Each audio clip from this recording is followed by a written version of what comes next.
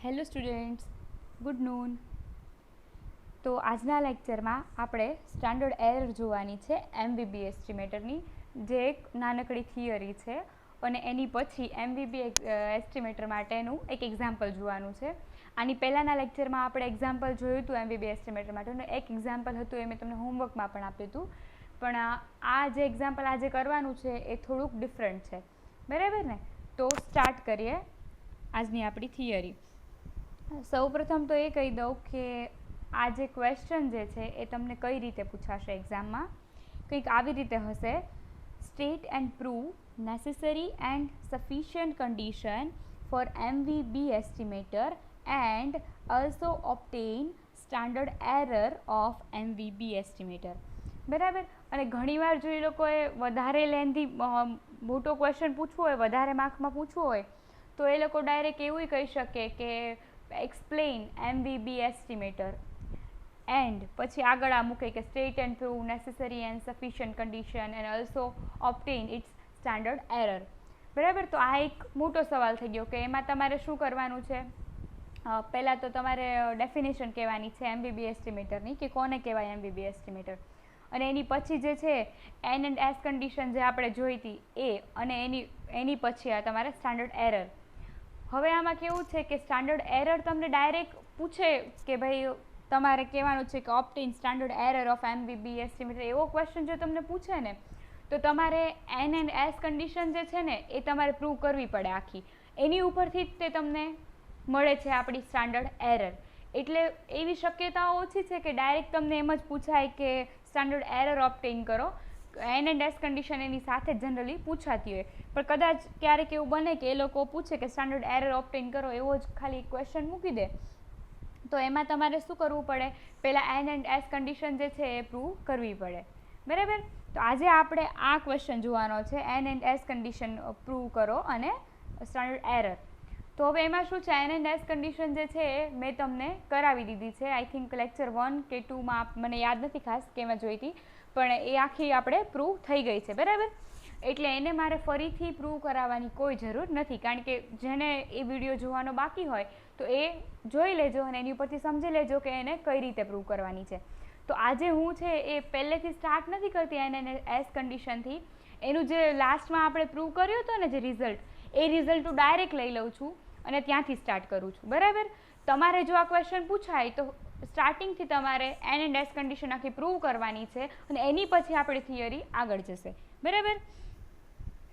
તો જોઈએ, તમે જુઓ છો કે લોગ એલ વાળું જે છે આપણે જે છે એ પ્રૂવ કર્યું હતું એ જ છે કે શું છે, લોગ એલ વાળી જે કન્ડિશન હતી એ del log L upon del theta is equals to A theta અને કાઉન્સમાં શું છે ટી માઇનસ સાઈ થીટા. એને આપણે કહીએ છીએ ઇક્વેશન સ્ટાર. બરાબર.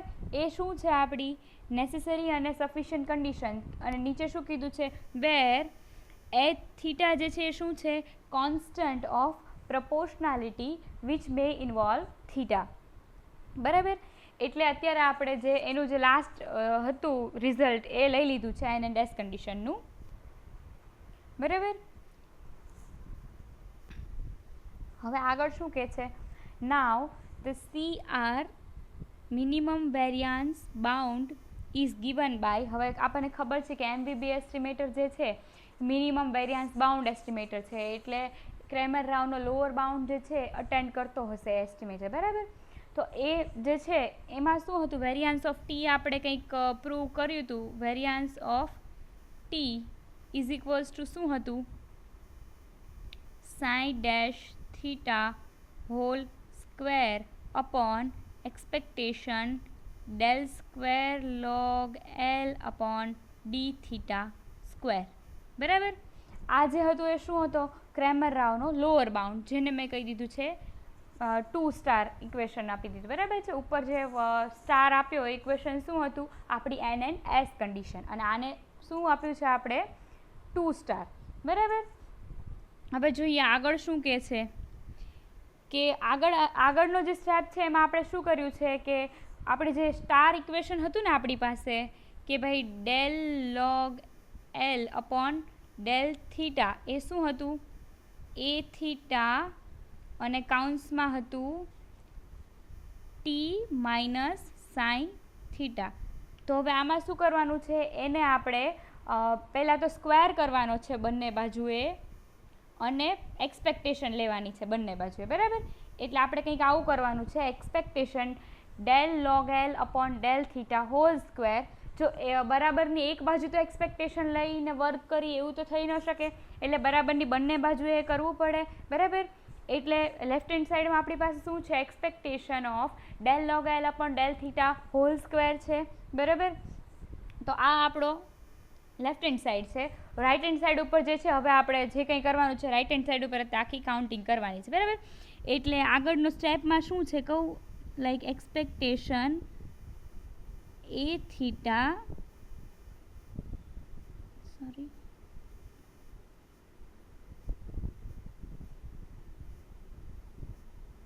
આ છે એ થીટા અને કાઉન્સમાં છે ટી માઇનસ સાઈ થીટા, બરાબર?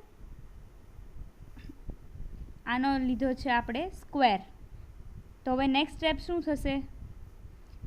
એ થશે, અહીંયાથી જોતા જઈએ, બરાબર?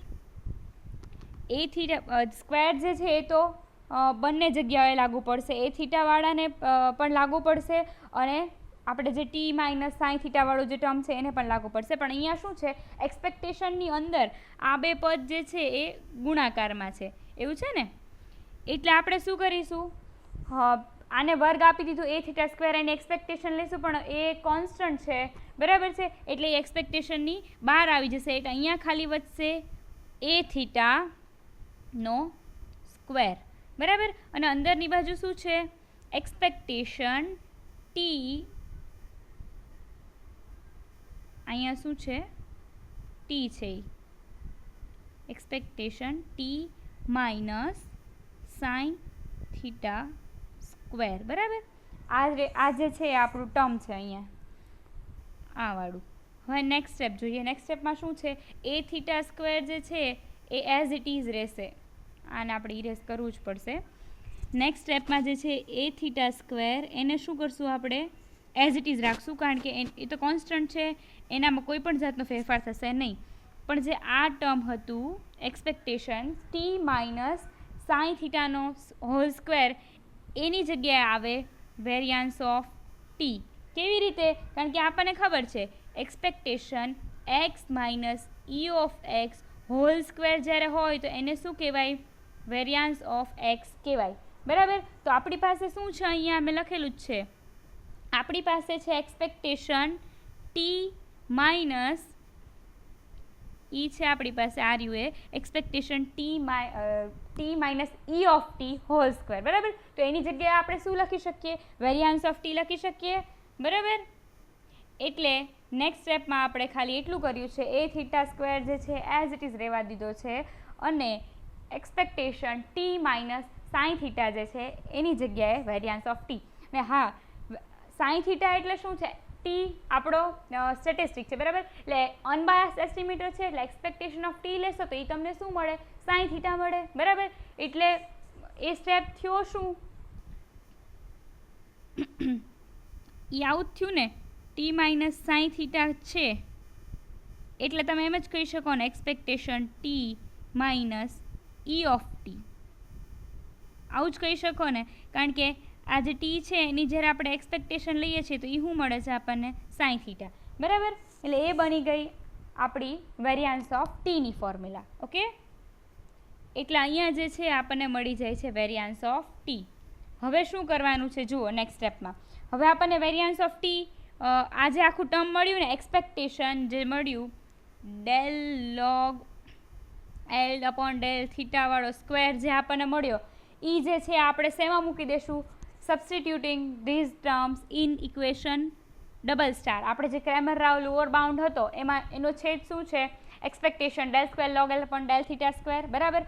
તો આ શું છે? આ એ જ છે expectation of del square log L upon del theta square છે, બરાબર? એટલે છેદમાં જે આપણને મળી કિંમત એ આપણે હવે મૂકી દઈએ છીએ. તો એ સ્ટેપ શું થશે? એ છે તો આપણી માટે વેરિયાન્સ ઓફ ટી તે બરાબર. લેફ્ટ હેન્ડ સાઈડ ઉપર વેરિયાન્સ ઓફ ટી જે છે એ કન્ટિન્યુ રહેશે as it is. Right hand side ઉપર આપણે છે વેલ્યુ મૂકીએ છીએ સાઈ ડેશ થીટા જે છે હોલ સ્ક્વેર અપોન આ પદ છે એની જગ્યાએ અહીંયા આપણને જે મળ્યું એ શું મળે છે એ થીટા સ્ક્વેર અને એની સાથે આપણને મળ્યો વેરિયાન્સ ઓફ ટી બરાબર. નેક્સ્ટ સ્ટેપમાં શું કરીશું વેરિયાન્સ ઓફ ટી જે છે એને આપણે જવા દઈશું આપણી લેફ્ટ હેન્ડ સાઈડ ઉપર.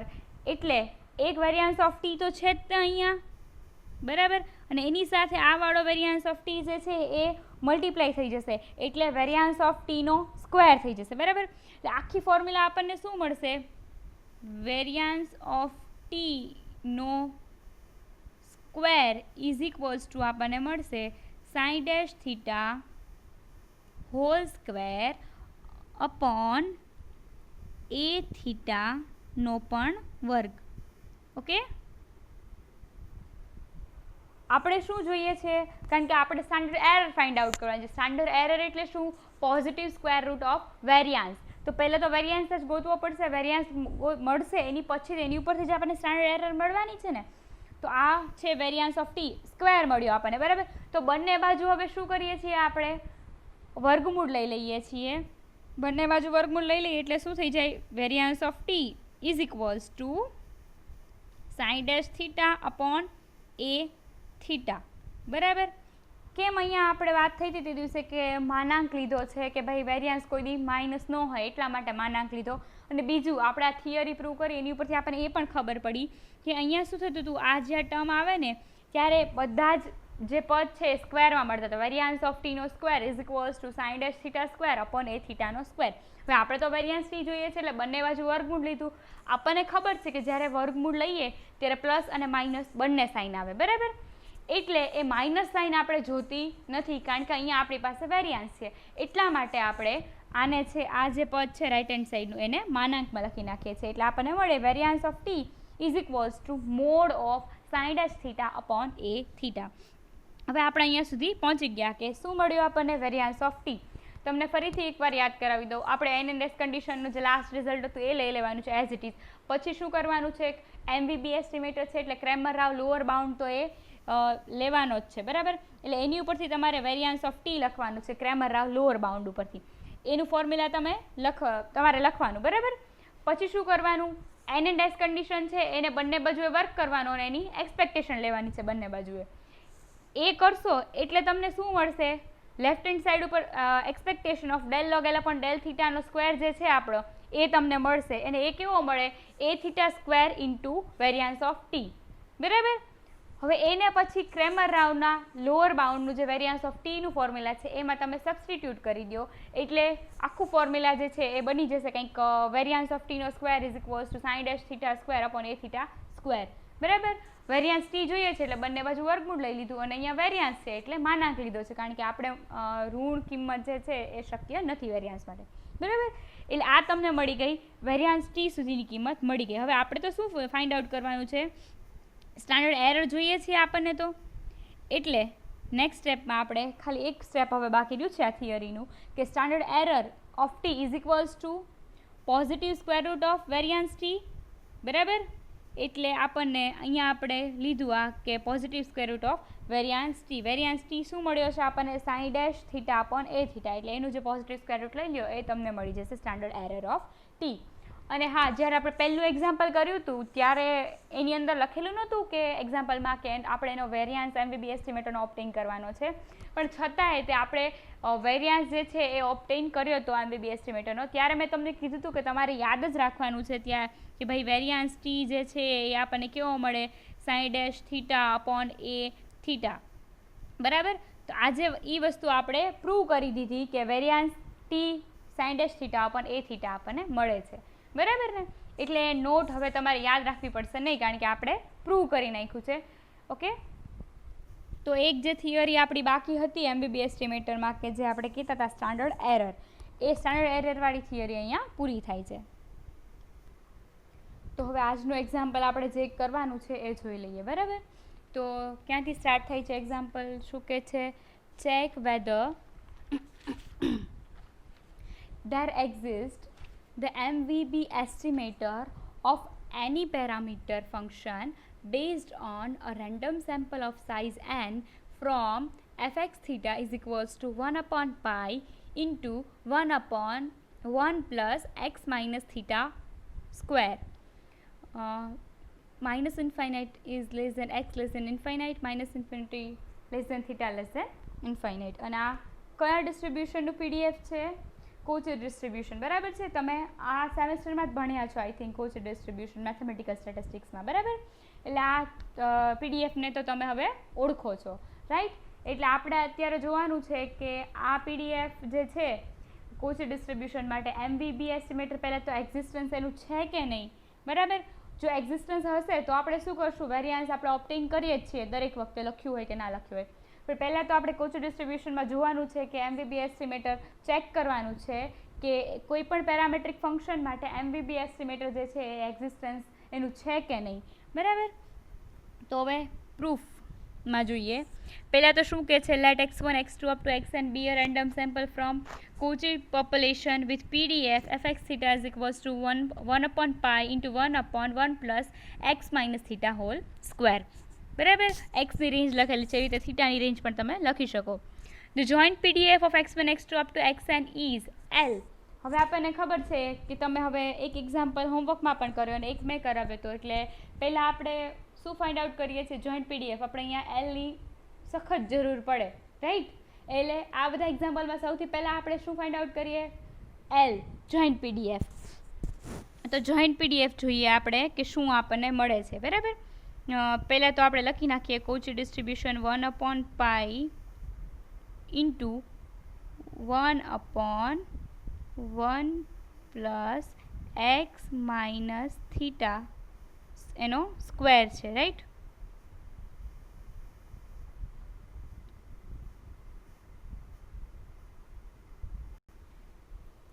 તો હવે જ્યારે જોઈન્ટ PDF ફાઇન્ડ આઉટ કરવાનું છે ત્યારે આપણને ખબર છે કે શું કરીએ છીએ, L is equals to f of x1 theta into f of x2 theta up to f of xn theta, બરાબર. અહીંયા આપણી પાસે આ PDF છે આપણું 1/પાઈ into 1 upon 1 plus x minus theta whole square.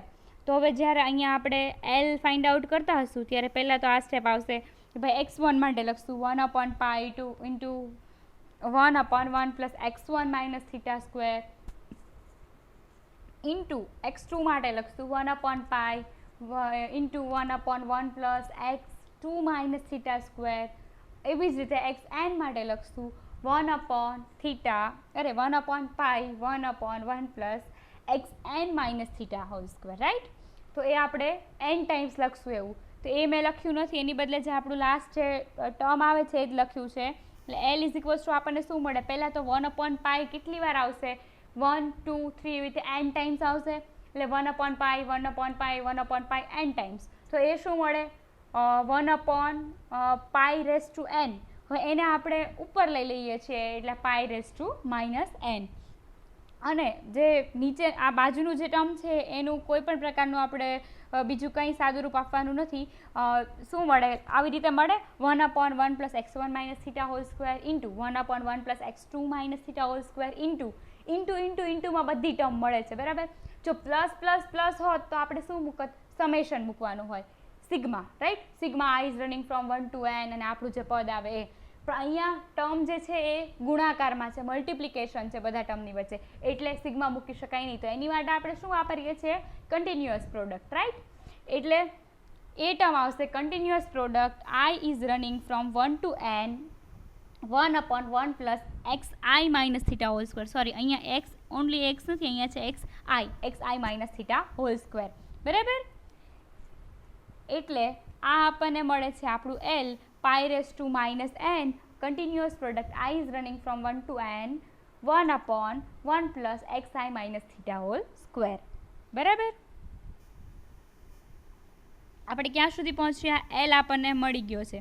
હવે બંને બાજુએ લોગ લેવાનો છે, કારણ કે આપણને ખબર છે કે ભાઈ આપણે જે del log L upon del theta એવું તો જોઈએ જ છે, એટલે લોગ તો લેવાનો જ છે.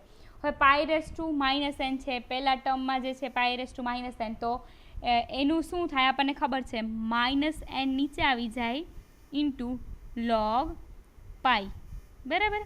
ડાયરેક્ટ મેં ટર્મ મૂકી દીધું છે, વચ્ચેનું પદ આપણે લખ્યું નથી, જે આ લોકોએ આમાં લખ્યું છે, બરાબર.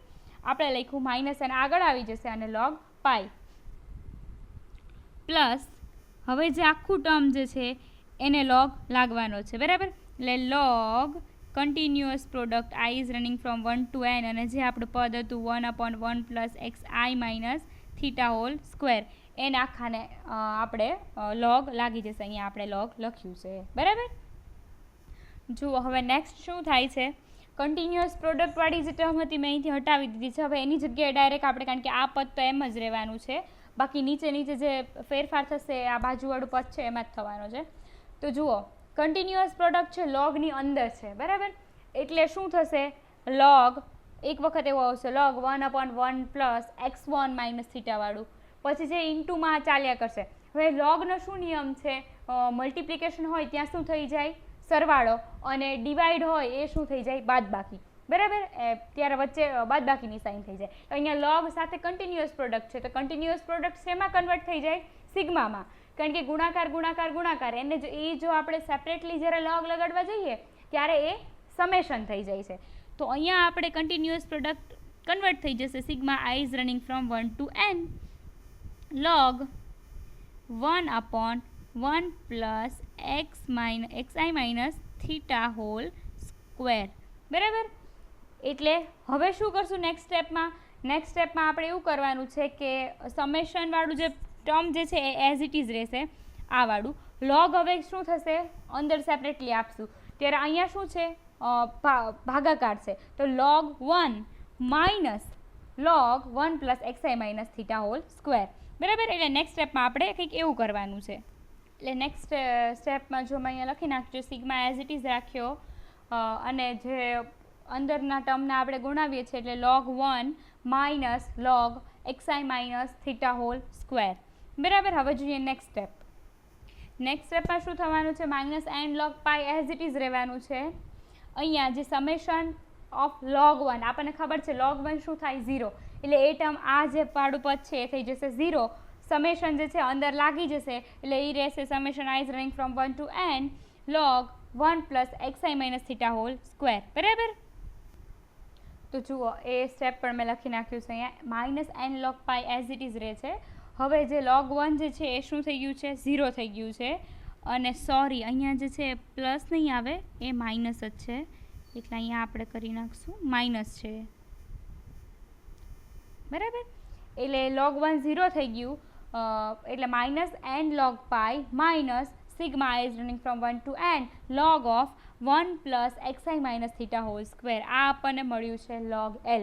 હવે શું કરવાનું છે, દરેક સ્ટેપમાં કરીએ છીએ એવી રીતે આપણે del log l upon del theta એનું વિકલન કરવાનું છે, બરાબર. તો આ બધા સ્ટેપ્સ હું જવા દઉં છું. અહીંયાથી આપણને જે લેફ્ટ હેન્ડ સાઈડ ઉપરથી જે દેખાય છે લાસ્ટ સ્ટેપ, એની ઉપરથી આપણે શું કરશું, વિકલન કરી દઈએ પહેલાં તો. હવે જુઓ પહેલાં તો શું કર્યું છે, વિકલનવાળું જે છે એ અહીંયાથી જોશું તો અહીંયા જુઓ તમે, તો પહેલાં માઇનસ એન log પાઈનું થીટાની સાપેક્ષે વિકલન કરો એટલે એ શું થવાનું છે, 0 થવાનું, બરાબર. એટલે પહેલું પદ થઈ જશે 0. હવે કોનું, ખાલી બીજા પદનું જ આપણે વિકલન કરવાનું બાકી છે, એટલે હવે ખાલી આ પદ છે એનું આપણે થીટાની સાપેક્ષે વિકલન કરવાનું છે, બરાબર. એટલે સિગ્મા તો બહાર આવી જશે, સિગ્માની અંદર આ માઇનસની સાઇન છે, સિગ્માની અંદર આપણે કહીએ છીએ D theta log 1 plus xi minus theta whole square જે છે પદ એ, બરાબર. એટલે હવે ખાલી બીજા પદ માટે જોઈએ તો આ નેક્સ્ટ સ્લાઇડ ઉપર જોઈએ, એમાં પહેલા પદનું જુઓ ઉપર પહેલા સ્ટેપમાં તેનું વિકલન 0 થઈ ગયું છે, અને બીજું જે સ્ટેપ છે એમાં તમે જોશો તો સિગ્મા જે છે એ બહાર લીધો છે વિકલન એની અંદર. હવે એઝ ઇટ ઇઝ નેક્સ્ટ સ્ટેપમાં એવું કર્યું છે, સિગ્મા આપણો એઝ ઇટ ઇઝ રહે છે. લોગનું વિકલન શું થાય, પહેલાં તો લોગનું વિકલન log x હોય તો એનું વિકલન થાય 1/x. આપણી પાસે છે log 1 plus xi minus theta whole square, તો એનું વિકલન શું થાય, 1/1 plus xi minus theta whole square. આ તો થયું કોનું, log x નું વિકલન, બરાબર. હવે x નું વિકલન પણ કરીએ ને આપણે, એટલે x ઇઝ ઇક્વલ્સ ટુ આપણી પાસે શું છે 1 plus xi minus theta whole square. એટલે હવે જે નેક્સ્ટ સ્ટેપ છે આ જે બાજુમાં લખ્યું છે એ લોકોએ એ આપણે જોઈએ કે એ આ ક્યાંથી આવ્યું, તો એ છે d by d theta of 1 plus XI minus theta whole square. બરાબર.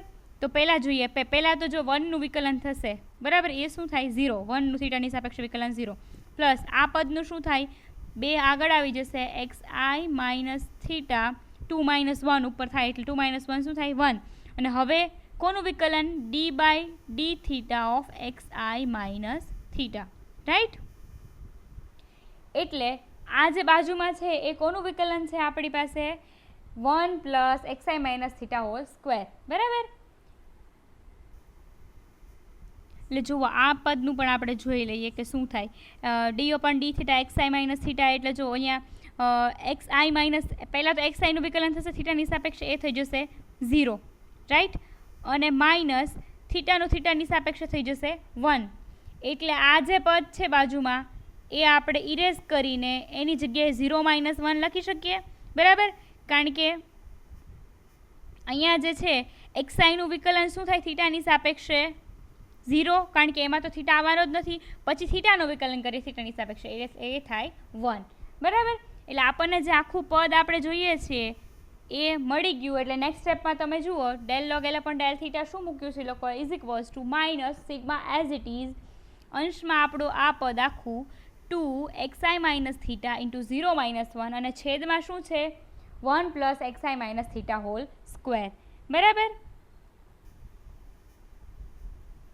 હવે નેક્સ્ટ સ્ટેપમાં આપણને ખબર છે કે જ્યારે આપણે MBB એસ્ટિમેટર જોઈએ છીએ તો del log L upon del theta જે છે એને આપણે કેવી રીતે ફેક્ટરાઇઝ કરવાનું છે, એ થીટા કાઉન્સમાં ટી માઇનસ સાઇન થીટા, આવી રીતે કંઈક આપણે ફેક્ટરાઇઝ કરીએ તો આપણને જે ટી મળે એ આપણું MBB એસ્ટિમેટર મળે. બરાબર. તો અહીંયા આપણને જે મળ્યો છે એમાં શું આપણે કરી શકીએ, ખાલી 2 બાર આવી શકે. બરાબર.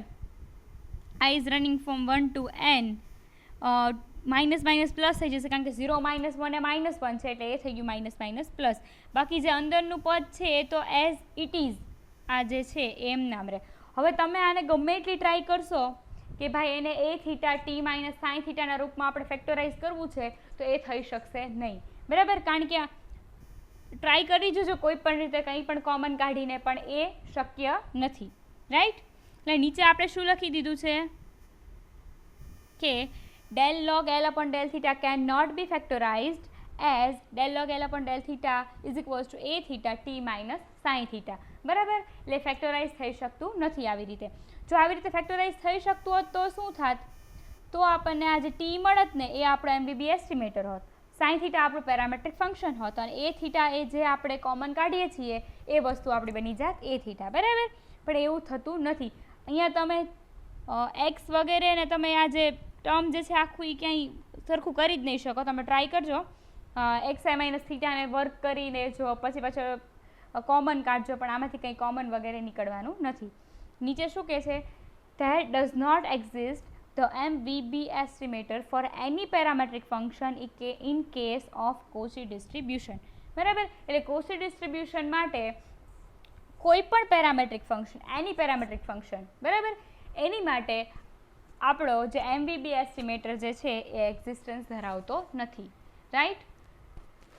તો આપણે એની પહેલાં પણ એકવાર વાત થઈ છે કે જનરલી આપણે અનબાયસનેસ કન્સિસ્ટન્સીની વાત કરતા હોઈએ ત્યારે મીન હોય એ દરેક ડિસ્ટ્રીબ્યુશન માટે લગભગ અનબાયસ્ડ અને કન્સિસ્ટન્ટ એસ્ટિમેટર હોય, આપણે એવી વાત થઈ હતી.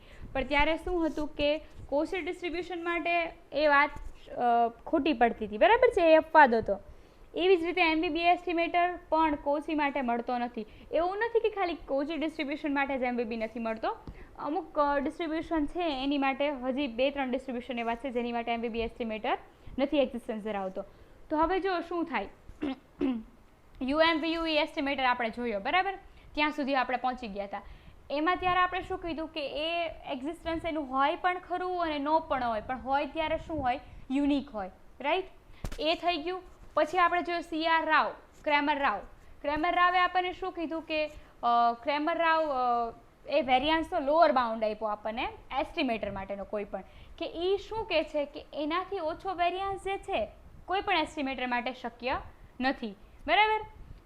કોઈ પણ અનબાયસ એસ્ટિમેટર માટે શક્ય નથી, રાઈટ. તો એની પછી એક સ્ટેપ ઉપર આવ્યો આપણો MVB એસ્ટિમેટર, કે એ શું ધરાવે છે, ક્રેમર રાવનો લોઅર બાઉન્ડ જ ધરાવે છે, બરાબર. એટલે એનામાં બધી સારી ક્વોલિટી છે, અનબાયસ પણ છે, અને એનો પાછો વેરિયાન્સ કયો છે, ક્રેમર રાવનો લોઅર બાઉન્ડ છે, એટલે એનાથી ઓછો વેરિયાન્સ તો શક્ય જ નથી. પણ હવે પ્રોબ્લેમ શું થઈ ગઈ કે દરેક ડિસ્ટ્રીબ્યુશન માટે જરૂરી નથી કે MVB એસ્ટિમેટર મળતો જ હોય, નથી પણ મળતો. અહીંયા આપણે જોયું કોશી ડિસ્ટ્રીબ્યુશન માટે જ નથી, બરાબર ને. એટલે એના માટે નથી મળતો એસ્ટિમેટર. તો પછી શું હોય, બીજો કોઈક એસ્ટિમેટર એવો હોય કે ત્યારે MVB ન મળતો હોય, તો ત્યારે આપણે એ એસ્ટિમેટર લઈ લેતા હોઈએ, અનબાયસ પણ હોય, બરાબર. રાવ બ્લેકવેલ વાળો જે છે એ જનરલી આપણે એવું કરતા હોઈએ. હજી આપણે આગળ એક સફિશિયન્સી ભણવાનું છે, એ જોશો એટલે તમને વધારે આઈડિયા આવશે, બરાબર. એટલે અહીંયા આપણે શું કરીએ છીએ કે આગળ જતા જઈએ એમ આપણે એસ્ટિમેટરને વધારે ને વધારે સારો બનાવતા જઈએ. અને જો કદાચ એસ્ટિમેટર ન મળતો હોય તો વધારે સારો કયો એસ્ટિમેટર આપણા શું કહેવાય, જ્યારે એક્સપેરિમેન્ટ કરતા હોય ત્યારે કોને ચૂઝ કરવો, એ આપણને આ બધી જ પ્રોપર્ટીઝ ઉપરથી આઈડિયા આવી જાય કે આ નથી મળતું તો આની જગ્યા ઉપર આ લઈએ તો આપણને વધારે ફાયદો થાય, રાઈટ. તો આજનો જે આપણો થિયરી અને એક્ઝામ્પલ જે છે એ પૂરું થાય છે, રાઈટ. અને હા, આજના લેક્ચરનું હોમવર્ક છે. આ જે એક્ઝામ્પલ જે છે એ તમારે હોમવર્કમાં કરવાનો છે. તમારે ચેક જ કરવાનું છે કે MVB એસ્ટિમેટર અહીંયા એક્ઝિસ્ટન્સ ધરાવે છે કે નહીં. ધરાવતો હોય તો તમારે એનો વેરિયાન્સ ઓબ્ટેઇન કરવાનો છે, બરાબર ને. કદાચ આ એક્ઝામ્પલ તમારાથી ન થાય તો કાલના લેક્ચરમાં, નેક્સ્ટ લેક્ચર જે આપણો આવશે એમાં આ તમને હું ગણાવી દઈશ, રાઈટ. તો આજનો લેક્ચર અહીંયા પૂરો કરીએ.